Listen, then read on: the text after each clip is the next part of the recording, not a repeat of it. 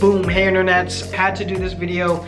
I actually had to do a lot of action on this entire topic. So as you guys read, I'm talking kind of about trade shows, but I'm talking about the mentality of a brand owner moving forward and trying to give you guys some real value. So I would just say, following the trade shows that have began to make a comeback, there's been a lot of data and feedback that I've gotten from people who have shown at the show, and then the opinion of brands that are succeeding right now. So the brands that are winning, I get to have a lot of exclusive conversations with, you know, and I know people who have worked at the trade show. I've interviewed many of them, and then now I get to talk to you guys that are in the process of either having shown at the brand and then trying to figure out what to do in the aftermath of that, and brands that are succeeding without using the trade show. And so there's a couple things that I wanted to do in such a case where I wanted to make a separate video about it. So here's what I would say, and I made a video saying I believe the trade show is going to be a factor in the future. It still has its place, but one of the big reasons I'm making this video is to say it does not hold the same place that it used to. So it seems as though Agenda was basically one ballroom, whereas in the heyday, and I'm gonna call it a heyday, or when I was with many brands that were showing at the show, and that was a very big way to meet the buyers and have commerce and have things interact, that's been very much disrupted. COVID is a part of it, but the trade show was starting to shrink before that. I believe there's a reason that Aaron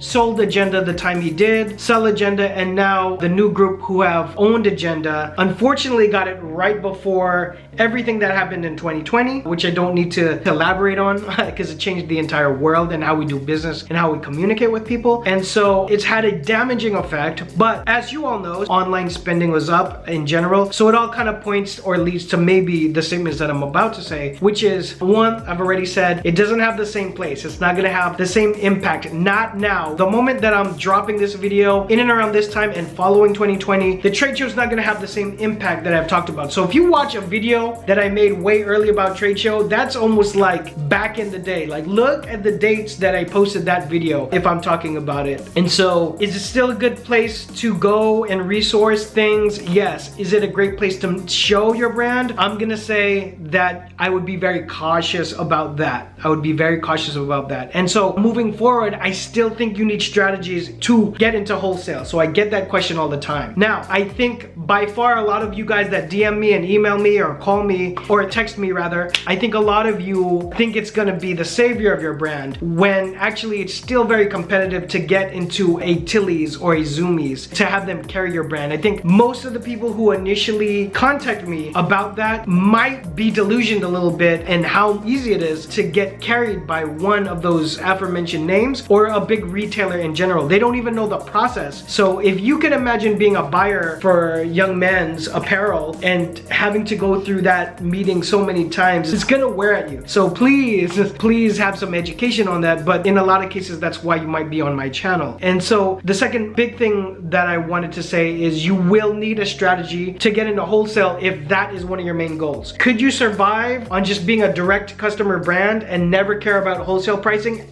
Absolutely you can. There's more and more examples of that and brands that pop up that way. That's going to possibly become the norm, or is the norm by the time that I'm even shooting this. And so for all the people on my channel who ask me about wholesale, now I'm talking to you then. Trade show is one way, but it's not becoming the main way. And so you need to come up with a special strategy for wholesale, and most of that has to do with pricing, which I've touched on in some videos before. And so, sort of an announcement, I have sold a trade show mini course. I'm going to now put that in one section of a course and keep the same kind of body of work there, but I'm gonna expand it into a wholesaling course, like trying to get into retail. If one of your main goals for sales is trying to get into brick and mortar, there's a couple things you need to understand. Probably the biggest thing is pricing though, and understand how to strategically price your brand, because way too many brands have already started selling stuff and they're like, oh, how do I get into Tilly's now? And it's like, oh, you understand this is how the price structure works, so the margins that you set up are gonna be decimated if you don't look into that. And so trade show is not what it used to be, but you can still have a wholesale strategy, and most of that has to do with pricing. So I would take a look at pricing that you're seeing in those stores and what those brands are pricing everything out, and understand that your unit cost is going to be somewhere around 1/4 of that. Okay, and so if you do your math and know that you're keystoning, right, so we cut that price in half that you see in whatever department store that is, you need to be able to live within those margins, right? And that's the big message or the big takeaway from this. And so yeah, undecided, but I think I might drop this early, but definitely by the time I have the wholesale course in place, you're gonna have a link to it